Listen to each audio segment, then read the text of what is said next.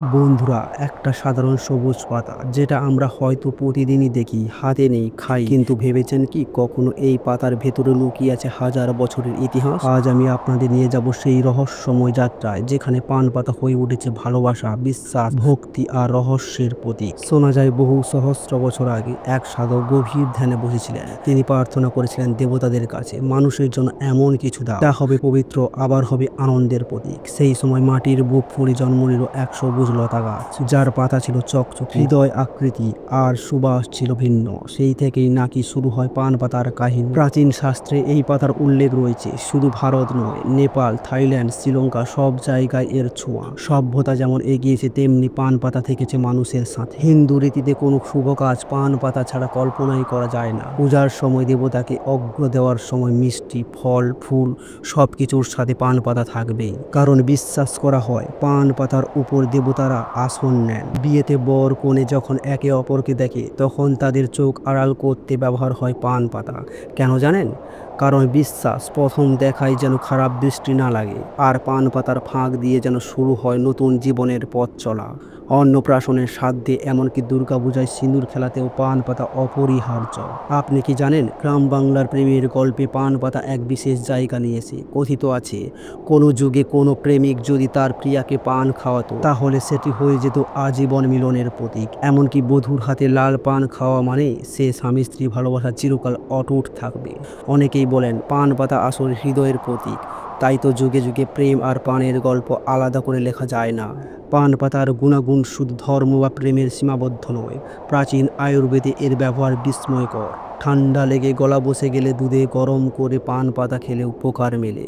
পেটের সমস্যা হজম না হলে পান পাতার রস কাজই করে। শিশুদের কাশি হলে মায়েরা গরম পান পাতা বুকে বেঁধে দিতেন, সাথে সাথেই আরাম মিলত।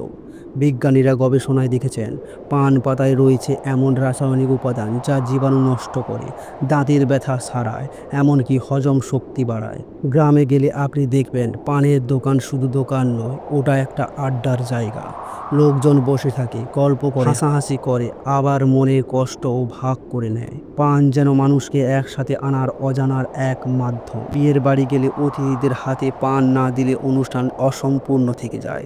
উৎসব, মেলা, যাত্রা যেখানেই যান পান পাতার উপস্থিতি থাকবেই। লোককথা শোনা যায় পান পাতা নাকি অশুভ শক্তি দূর করে।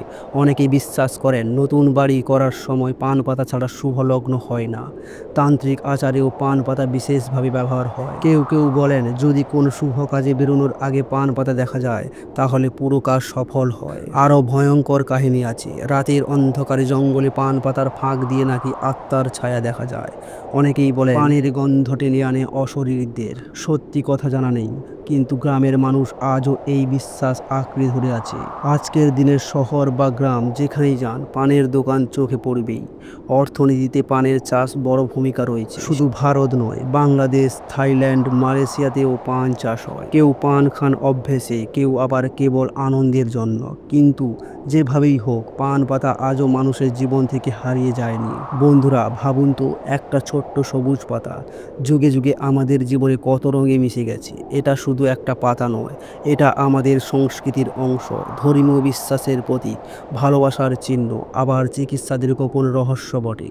তাই পরের বার যখন আপনি পান পাতা হাতে নেবেন মনে রাখবেন আপনার হাতে শুধু একটা পান পাতা নয়, বরং হাজার বছরের ইতিহাস, ভক্তি আর আবেগ একসাথে ধরা আছে। বন্ধুরা, ভিডিওটি এখানেই শেষ করছি।